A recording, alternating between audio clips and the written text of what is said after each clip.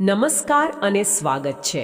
આજે આપણે દુનિયાની બે મહાસત્તાઓ અમેરિકા અને રશિયાના સંબંધોની એમ કહી શકાય કે એક જટિલ ગૂંચ ઉકેલવાના છીએ. બિલકુલ. આ સંબંધો ક્યારેક મિત્રતાના રહ્યા છે તો ક્યારેક કટ્ટર દુશ્મનીના. અને આપણી પાસે જે સ્ત્રોતો છે તે આપણને લગભગ 250 વર્ષના ઇતિહાસમાં લઈ જાય છે, છેક 18મી સદીથી. હા, અને તેમાં ભવિષ્યની કેટલીક કાલ્પનિક વાતો પણ છે. આપણે આ સંબંધોને તબક્કાવાર સમજીશું, શરૂઆતથી લઈને શીત યુદ્ધ અને આજના તણાવ સુધી. તો ચાલો શરૂઆત કરીએ. છેક 1776માં જઈએ, જ્યારે અમેરિકા એક નવો સવો દેશ હતો. ત્યારે રશિયન સામ્રાજ્ય અને યુનાઇટેડ સ્ટેટ્સ વચ્ચે પહેલો સત્તાવાર સંપર્ક થયો. અને તમને જાણીને નવાઈ લાગશે કે અમેરિકન ક્રાંતિ વખતે રશિયા તટસ્થ હતું, પણ તેનો ઝુકાવ અમેરિકા તરફ હતો. હા, અને એની પાછળ એક કારણ હતું, ભૌગોલિક રાજકીય કારણ. શું કારણ હતું? રશિયા તે સમયે બ્રિટનને પોતાનો મુખ્ય હરીફ માનતું હતું અને તેમને લાગતું કે એક મજબૂત અમેરિકા એ બ્રિટનની તાકાતને સંતુલિત કરશે. આ જ કારણે લગભગ 80 વર્ષ પછી 1863નો અમેરિકન ગૃહયુદ્ધમાં પણ રશિયાએ ઉત્તરના રાજ્યોને એટલે કે યુનિયનને ખુલ્લો ટેકો આપ્યો. અને એ માત્ર મૌખિક ટેકો નહોતો, ખરું ને? મેં વાંચ્યું છે કે રશિયન નૌકાદળના 2 મોટા કાફલાએ તો આખો શિયાળો અમેરિકામાં વિતાવ્યો હતો. સાચી વાત છે. એક ન્યૂયોર્કમાં અને બીજો સેન ફ્રાન્સિસ્કોમાં. આ બ્રિટન અને ફ્રાન્સ માટે એક મોટો સંકેત હતો. મતલબ કે દખલ ન કરતા. બિલકુલ. અને એટલું જ નહીં, રશિયનોએ તેમના રોકાણ દરમિયાન સોનામાં ચૂકવણી કરી, જેણે યુદ્ધ સમયે યુનિયનની ડગમગતી અર્થવ્યવસ્થાને એક રીતે કહીએ તો મજબૂત કરી. વાહ! આ મિત્રતાના સમયમાં જ પેલી પ્રખ્યાત ઘટના બની જેના પર આજે પણ વિશ્વાસ કરવો મુશ્કેલ છે, અલાસ્કાનું વેચાણ. હા, અલાસ્કા એક સમયે રશિયાનો હિસ્સો હતો. કેમ વેચી દીધું? એટલે ત્યાં રશિયા ફરનો નાનો વેપાર કરતું હતું, પણ પ્રોજેક્ટ ખોટમાં હતો અને ત્યાં માંડ થોડાક 100 રશિયનો હતા. આટલા મોટા પ્રદેશનું રક્ષણ કરવું એ પણ બ્રિટિશ કેનેડાની બાજુમાં લગભગ અશક્ય હતું. એટલે ડર હતું કે યુદ્ધ થાય તો ગુમાવી દઈશું. બરાબર. અને 1867માં અમેરિકાએ એને ખરીદી લીધું, માત્ર $7.2 મિલિયન. તે સમયે તો અમેરિકામાં જ એની મજાક ઉડાવાઈ હતી. સિવડની મૂર્ખામી કહેતા હતા લોકો. હા, પણ પાછળથી ત્યાં સોનું અને તેલ મળ્યું અને ઇતિહાસનો સૌથી ફાયદાકારક સોદો બની ગયો. અને એની એક સાંસ્કૃતિક અસર પણ છે. મોટાભાગના રશિયનો ચાલ્યા ગયા, પણ રશિયન ઓર્થોડોક્સ મિશનરીઓ ત્યાં જ રહ્યા. અચ્છા. તેમણે ઘણા સ્થાનિક નિવાસીઓને ખ્રિસ્તી ધર્મમાં પરિવર્તિત કર્યા. આજે પણ અલાસ્કાના ગામડાઓમાં તમને રશિયન ચર્ચ અને રશિયન અટકવાળા લોકો મળશે. ખૂબ જ રસપ્રદ. પણ પછી 20મી સદી આવી અને બધું જ બદલાઈ ગયું. 1917ની ઓક્ટોબર ક્રાંતિ.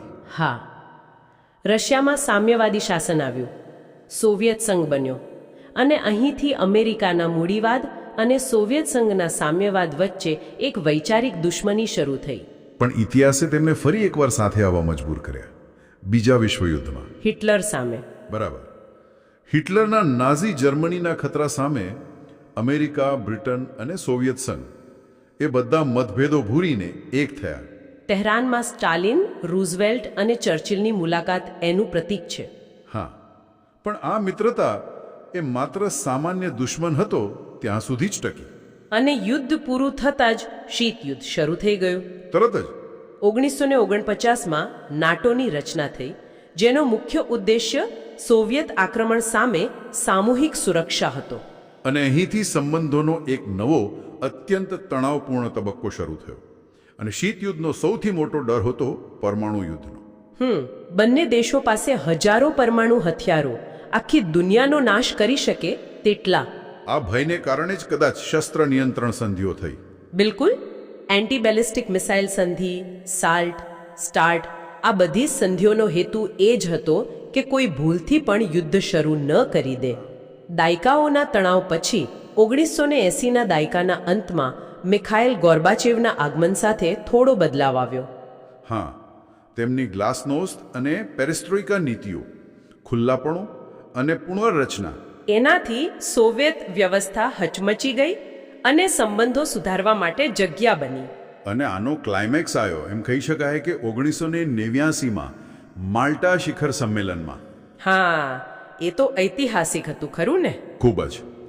સમુદ્રની વચ્ચે એક જહાજ પર ત્યાં ગોર્બાચેવ અને જ્યોર્જ H.W. બુશ એમણે સત્તાવાર રીતે જાહેરાત કરી કે શીત યુદ્ધ હવે પૂરું થયું.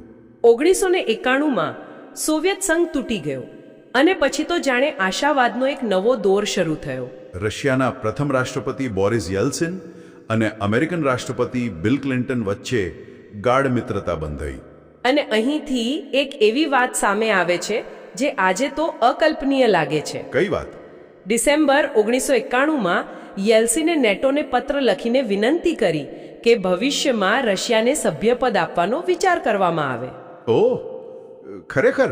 એટલું જ નહીં, 1994માં તો તેમણે ક્લિન્ટનને કહ્યું કે રશિયા નાટોમાં જોડાનાર પ્રથમ દેશ હોવો જોઈએ. આ તો આશ્ચર્યજનક છે. આજના સમયમાં તો કોઈ માની પણ ન શકે. બિલકુલ, જ્યાં નાટો અને રશિયા એકબીજાના કટ્ટર દુશ્મન ગણાય છે. તો પશ્ચિમી દેશોએ આ પ્રસ્તાવને ગંભીરતાથી લીધો હતો. સ્ત્રોતો મુજબ શરૂઆતમાં ક્લિન્ટન વહીવટી તંત્રે આ વિચારને નકારી નહોતો કાઢ્યો, પણ તેઓ સાવચેત હતા. એક કાર્યક્રમ શરૂ કરાયો હતો, પાર્ટનરશિપ ફોર પીસ. રશિયાને પણ તેમાં સામેલ કરાયું, પણ સંપૂર્ણ સભ્યપદની વાત આગળ ન વધી. કદાચ તેમને ડર હતો કે રશિયા જેવો મોટો દેશ નાટોના માળખાને અસ્થિર કરી દેશે. બરાબર. તો આ મિત્રતાના યુગમાં તિરાડો ક્યાંથી પડવાની શરૂ થઈ? તેનું મુખ્ય કારણ હતું નાટોનું પૂર્વ તરફનું વિસ્તરણ. અચ્છા. રશિયા નાટોમાં જોડાવા માંગતું હતું, પણ એ નહોતું ઈચ્છતું કે નાટો તેની સરહદો સુધી પહોંચે. જ્યારે 1999માં પોલેન્ડ, હંગેરી અને ચેક રિપબ્લિક નાટોમાં જોડાયા, ત્યારે મોસ્કોમાં ખતરાની ઘંટડી વાગી. અને યેલ્સિને ક્લિન્ટનને ચેતવ્યા પણ હતા. હા, સ્પષ્ટ કહ્યું હતું કે આ વિસ્તરણમાં ભૂતપૂર્વ સોવિયત ગણરાજ્યો, ખાસ કરીને યુક્રેનને ક્યારેય સામેલ ન કરવું જોઈએ. અને બીજો મોટો મુદ્દો યુગોસ્લાવિયાનો હતો, બરાબર? બરાબર. 1999માં જ્યારે નાટોએ રશિયાના સાથી સર્બિયા પર કોસોવોને લઈને બોમ્બમારો કર્યો, ત્યારે યેલ્સિન ખૂબ ગુસ્સે થયા હતા.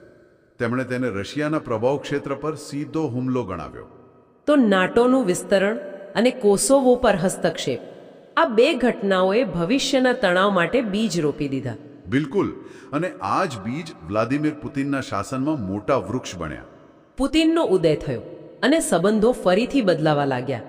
તેમની સીધી ટક્કર બુશના અમેરિકા સાથે થઈ. જો કે શરૂઆત અલગ હતી. 2001માં 9/11ના હુમલા પછી પુતિન અમેરિકાને સમર્થન આપનારા પ્રથમ વૈશ્વિક નેતાઓમાંના એક હતા.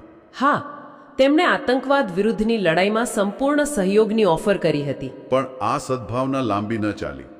2002માં જ્યારે અમેરિકા એન્ટી બેલિસ્ટિક મિસાઇલ સંધિમાંથી એકપક્ષીય રીતે ખસી ગયું, ત્યારે રશિયાને લાગ્યું કે અમેરિકા વૈશ્વિક નિયમો તોડી રહ્યું છે. હા, અને પછી 2003માં ઇરાક પર આક્રમણ અને પોલેન્ડ અને ચેક રિપબ્લિકમાં અમેરિકન મિસાઇલ સંરક્ષણ પ્રણાલીની યોજના. એણે તો આગમાં ઘી ઓમવાનું કામ કર્યું. રશિયાનો તર્ક હતો કે આ સિસ્ટમ ઈરાન માટે નહીં, પણ રશિયાના પરમાણુ શસ્ત્રોને નિષ્ક્રિય કરવા માટે છે. અહીંથી અવિશ્વાસ ખૂબ વધી ગયો. પછી આવ્યા બરાક ઓબામા. તેમણે સંબંધો સુધારવા માટે રીસેટ પોલિસી શરૂ કરી. મને પેલી રમૂજી ઘટના યાદ છે. કઈ? જ્યારે હિલેરી ક્લિન્ટને રશિયન વિદેશ મંત્રી સર્ગેઈ લવરોવને એક મોટું લાલ બટન આપ્યું જેના પર રીસેટ લખેલું હતું. હા, પણ રશિયન અનુવાદમાં ભૂલ હતી. હા, તેના પર પેરિયાગ્રુસ્કા લખાઈ ગયું હતું, જેનો અર્થ ઓવરલોડ થાય છે. એ ખરેખર એક અજીબ ક્ષણ હતી, પણ કદાચ એ ભવિષ્યનો ઈશારો હતો કે સંબંધો ખરેખર ઓવરલોડ થવાના હતા. તમારો સવાલ સચોટ છે, કારણ કે શરૂઆતમાં તો રીસેટ પોલિસી સફળ રહી. 2010માં નવી સ્ટાર્ટ સંધિ થઈ. હા, ઓબામા અને તત્કાલીન રશિયન રાષ્ટ્રપતિ મેદવેદેવ વચ્ચે. પણ પછી ફરીથી બધું બગાડવા લાગ્યું. એડવર્ડ સ્નોડનનો મામલો, સિરિયાનું ગૃહયુદ્ધ. પણ સૌથી મોટો ઝટકો 2014માં લાગ્યો, જ્યારે રશિયાએ યુક્રેન પાસેથી ક્રિમિયા છીનવી લીધું. અને અહીં રીસેટ પોલિસીનો અંત આવી ગયો. પછી ડોનાલ્ડ ટ્રમ્પનો કાર્યકાળ. એના પર તો શરૂઆતથી જ 2016ની ચૂંટણીમાં રશિયન હસ્તક્ષેપના આરોપોનો પડછાયો રહ્યો. હા, સ્ટીલ ડોઝિયર્સ જેવા દસ્તાવેજોની ખૂબ ચર્ચા થઈ.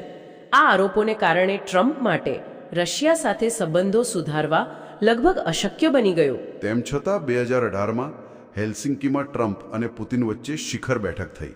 પણ તે પછીની પ્રેસ કોન્ફરન્સમાં હા, જ્યારે ટ્રમ્પે અમેરિકન ગુપ્તચર એજન્સીઓ કરતાં પુતિન પર વધુ વિશ્વાસ વ્યક્ત કર્યો ત્યારે અમેરિકામાં જ તેમની ભારે ટીકા થઈ. અને રાજદ્વારીઓની હકાલપટ્ટી અને પ્રતિબંધોનો દોર તો ચાલુ જ રહ્યો. જો બાઇડનના શાસનમાં તો સંબંધો ઐતિહાસિક રીતે સૌથી ખરાબ તબક્કામાં પહોંચી ગયા. 2021-22માં રશિયાએ યુક્રેનની સરહદ પર લાખો સૈનિકો તૈનાત કર્યા અને નાટો પાસેથી કાનૂની ગેરંટી માંગી કે તે પૂર્વ તરફ વિસ્તરણ નહીં કરે, ખાસ કરીને યુક્રેનને સભ્ય નહીં બનાવે. જેને અમેરિકા અને નાટોએ નકારી કાઢી. અને આ મડાગાંઠનું પરિણામ આવ્યું 24 ફેબ્રુઆરી 2022ના રોજ. રશિયાનું યુક્રેન પર સંપૂર્ણ આક્રમણ. હા, આ પછી સંબંધો શીત યુદ્ધ પછીના સૌથી નીચા સ્તરે પહોંચી ગયા. તો સંબંધો અત્યારે ખૂબ જ ખરાબ તબક્કામાં છે. પણ આપણો સ્ત્રોત અહીં અટકતો નથી. તે એક રસપ્રદ વૈચારિક પ્રયોગ કરે છે. તે પૂછે છે, જો નેતૃત્વ બદલાય તો શું આ બધું પલટાઈ શકે છે?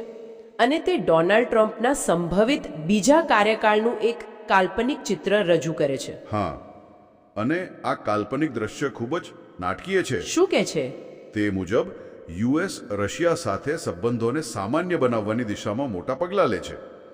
ફેબ્રુઆરી 2025માં યુએસ સંયુક્ત રાષ્ટ્રોમાં યુક્રેન પર રશિયાના આક્રમણની નિંદા કરતા પ્રસ્તાવ વિરુદ્ધ મતદાન કરે છે. ઓહ, આ તો 2014થી ચાલી આવતી અમેરિકન નીતિમાં એક ધરમૂળથી ફેરફાર કહેવાય. બિલકુલ. અને સ્ત્રોત એ પણ કહે છે કે રશિયા વિરુદ્ધ ચાલી રહેલા આક્રમક સાયબર ઓપરેશન્સને પણ સ્થગિત કરવાનો આદેશો આપવામાં આવે છે. જો કે આ કાલ્પનિક છે, પણ તે એક મહત્વનો મુદ્દો ઉઠાવે છે. ચોક્કસ. તે દર્શાવે છે કે આ સંબંધો કેટલા અસ્થિર અને વ્યક્તિગત નેતૃત્વ પર આધારિત છે. એક નેતાના બદલાવથી દાયકાઓથી ચાલી આવતી નીતિ પલટાઈ શકે છે. તો આ બધી ચર્ચા પછી સાર શું નીકળે છે? એક વાત સ્પષ્ટ છે કે અમેરિકા અને રશિયા વચ્ચેનો સંબંધ ક્યારેય એક સીધી રેખામાં નથી ચાલ્યો. હા, તે હંમેશા સ્પર્ધા અને સહયોગના બે છેડા વચ્ચે ઝોલા ખાતો રહ્યો છે.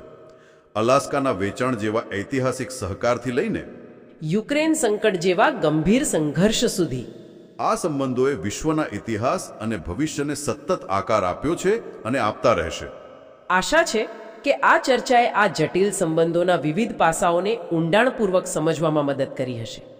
હું શ્રોતાઓ માટે એક અંતિમ વિચાર મૂકવા માંગુ છું.